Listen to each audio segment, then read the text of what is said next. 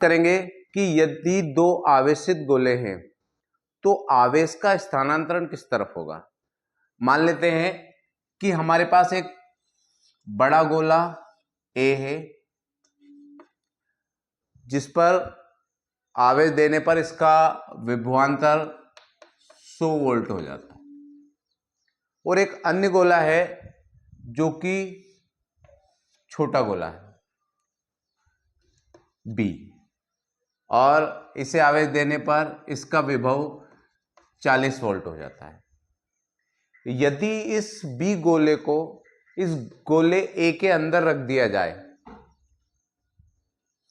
गोले B को गोले A के अंदर रख दिया और दोनों गोलों को यदि आपस में कनेक्ट कर दें, तो जो आवेश प्रवाह की दिशा होगी या आवेश का जो स्थानांतरण होगा वो किस तरफ होगा।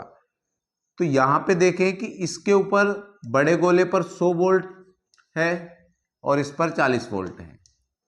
यानी इतना आवेश दिया, आवेश जो है विभव के समानुपाती होता है, जितना आप आवेश दोगे विभव बढ़ता जाएगा।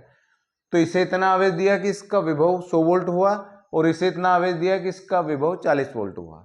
इसका मतलब यह है कि यहां पर आवेश ज्यादा है और यहां पर आवेश कम है, परंतु आवेश का जो स्थानांतरण होगा वो किस तरफ होगा, क्योंकि यहां पर आवेश ज्यादा है और यहां पर आवेश कम है।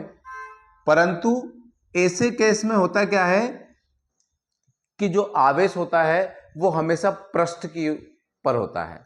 इसका मतलब यह है कि इसको यदि हम पूरा एक निकाय मान लें तो इस गोले B का पृष्ठ भी A का पृष्ठ ही है। यानी इसे हमने एक सुचालक तार से जोड़ दिया, तो जो आवेश प्रवाह की दिशा होगी या जो आवेश का स्थानांतरण होगा वो गोले B से गोले A की ओर होगा।